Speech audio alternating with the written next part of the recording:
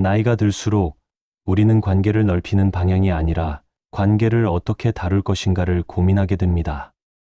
쇼펜하우어는 인간의 지혜란 더 많은 사람을 곁에 두는 능력이 아니라 관계를 스스로 조절할 수 있는 능력에서 드러난다고 보았습니다. 살다 보면 누구나 혼자이기를 선택하게 되는 순간이 찾아옵니다. 혼자가 된다는 것은 관계에서 밀려나는 일이 아니라 더 이상 불필요한 관계에 자신을 소모하지 않겠다는 선택입니다. 이 선택은 약함이나 물러남이 아니라 삶을 보다 안정적으로 다루기 위한 지혜입니다.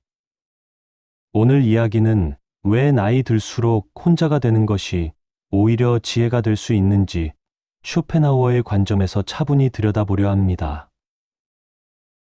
인간은 함께 있어도 근본적으로는 혼자 감당하며 살아가는 존재다.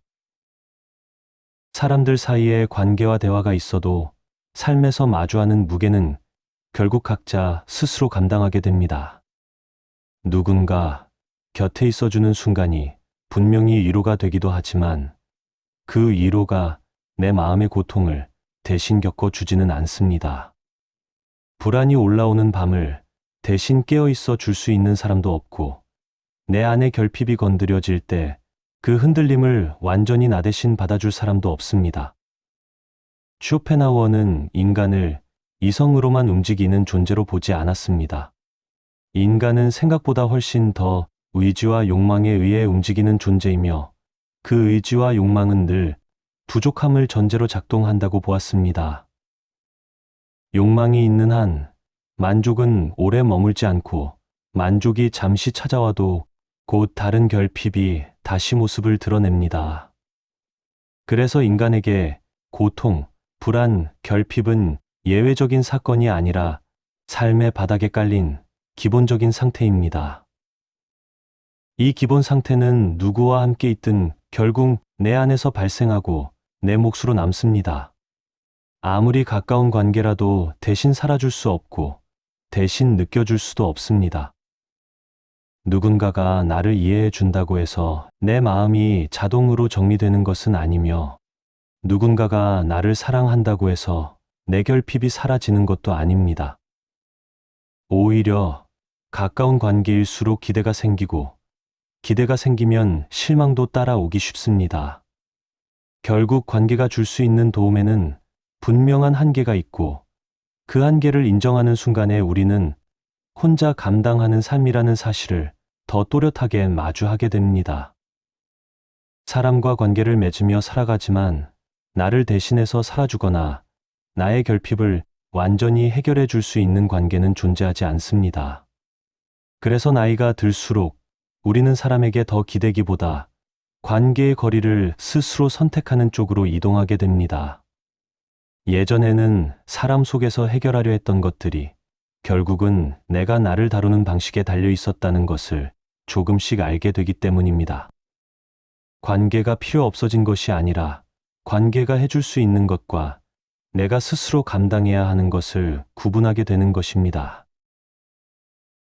현명해질수록 인간은 관계를 확장하기보다 조절한다. 젊을 때의 관계는 가능성으로 느껴지기 쉽습니다. 더 많은 사람을 알게 되는 일이 곧 더 많은 기회와 연결된다고 생각하고 관계에서 발생하는 불편함이나 피로도 성장의 일부로 받아들이곤 합니다. 이 시기에는 감당의 한계를 정확히 알기 어렵기 때문에 관계가 나에게 무엇을 요구하는지 보다 관계가 열어줄 수 있는 가능성에 먼저 시선이 갑니다. 그러나 나이가 들수록 관계의 다른 이면이 보이기 시작합니다. 만남 하나하나가 에너지의 교환이라는 사실이 분명해지고 사람을 만나고 돌아온 뒤 남는 감정이 또렷해집니다. 어떤 만남은 힘을 북돋아 주지만 어떤 관계는 이유 없이 피로를 남깁니다. 대화를 마친 뒤 마음이 가벼워지는지 오히려 무거워지는지 스스로 느끼게 되면서 관계의 질과 무게를 이전보다 정확하게 인식하게 됩니다. 그러다 보면 관계를 많이 갖는 것보다 내 삶에 맞게 조절하는 일이 더 중요해졌다는 걸 알게 됩니다. 누구와 얼마나 자주 만나야 하는지, 어떤 관계에 에너지를 쓰고, 어떤 관계에서는 한 발 물러서야 하는지가 점점 분명해집니다. 이는 인간관계를 냉정하게 계산하게 되어서가 아니라 자신의 에너지가 한정되어 있다는 사실을 받아들이게 되었기 때문입니다. 그래서 나이가 들수록 혼자 이 길을 선택하는 순간이 생깁니다. 이 선택은 사람을 밀어내는 태도도 세상에 등을 돌리는 냉소도 아닙니다. 오히려 자기 에너지가 어디에서 소모되고 어디에서 회복되는지를 정확히 알게 되었다는 신호라고 볼 수 있습니다.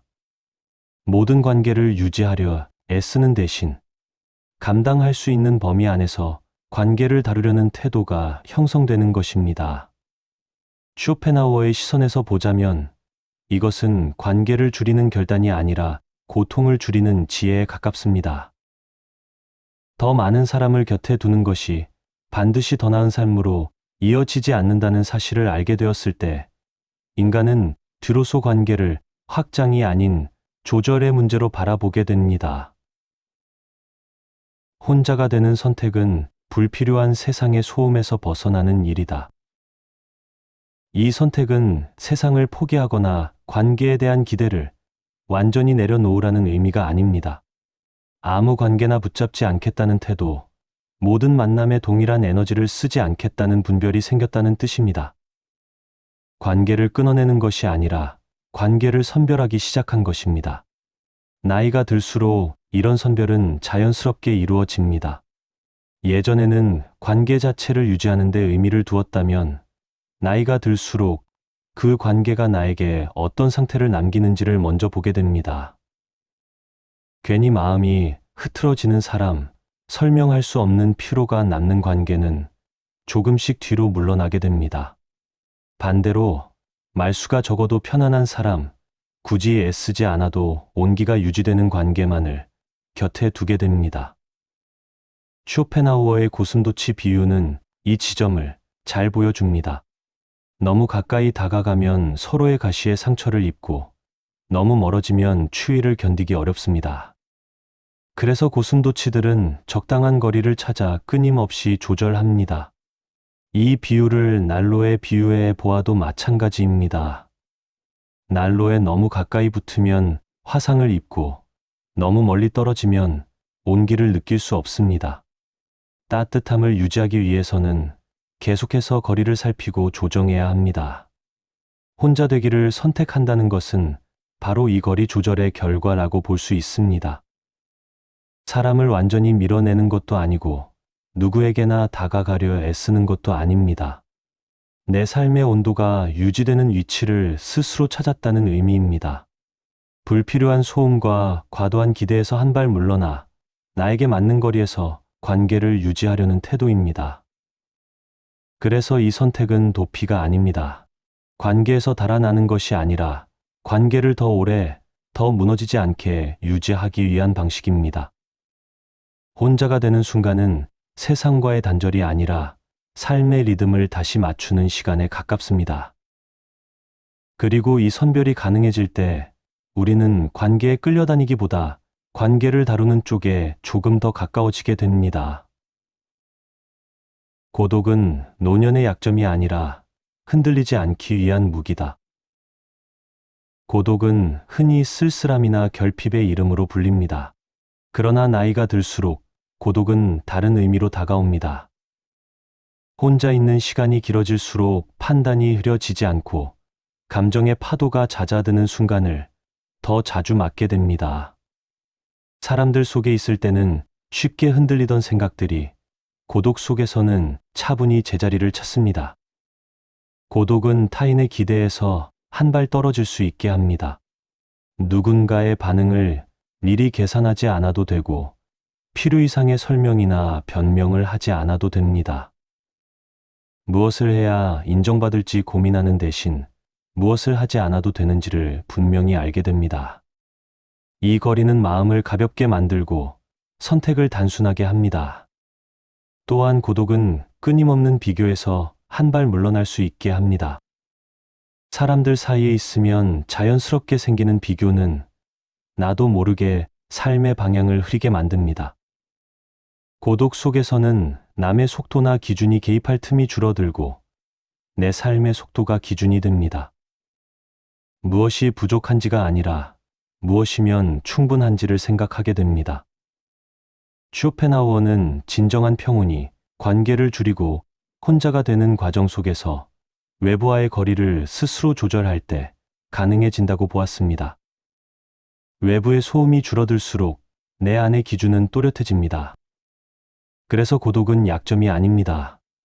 나이가 들수록 고독은 나를 지키는 장치가 되고 삶을 안정적으로 유지하게 하는 무기가 됩니다.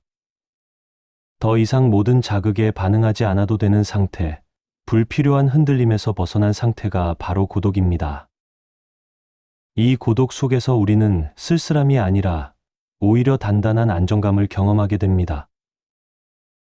나이 들수록 혼자가 되라는 말은 관계보다 나를 먼저 지키라는 뜻이다. 이 말은 관계를 단절하라는 말이 아니라 관계에 끌려다니지 말라는 말입니다. 더 많은 사람을 곁에 두는 삶이 틀렸다는 선언도 아닙니다. 나이 들수록 혼자가 되라는 말은 삶의 중심을 관계에서 나 자신으로 되돌리라는 말입니다. 무엇을 더 가져야 하는지가 아니라 무엇을 더 이상 감당하지 않아도 되는지를 분명히 하라는 뜻입니다. 현명해질수록 인간은 관계를 늘리는 방향으로 나아가기보다 관계의 소음을 줄이는 쪽을 선택합니다. 말이 많고 접촉이 잦은 관계보다 설명하지 않아도 유지되는 조용한 관계를 선호하게 됩니다. 많은 사람 속에서 자신을 증명하기보다 혼자만의 시간을 가지며 자신을 정리하는 시간을 더 소중히 여기게 됩니다. 이 선택은 삶의 우선순위를 다시 세운 결과입니다. 그래서 이 선택은 냉소가 아닙니다.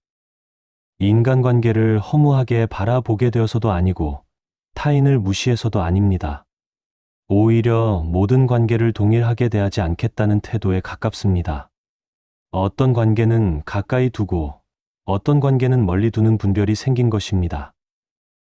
모든 사람에게 같은 에너지를 쓰지 않아도 된다는 사실을 받아들이는 순간 삶은 훨씬 단순해집니다. 혼자이기를 선택한다는 것은 세상에서 물러나는 일이 아닙니다. 자신을 소모시키는 방식으로 관계를 유지하지 않겠다는 선언입니다. 말수가 줄어들고 만남이 줄어들어도 마음이 오히려 안정되는 이유는 여기에 있습니다. 더 조용한 관계, 더 깊은 고독 속에서 비로소 자신에게 필요한 기준이 분명해지기 때문입니다.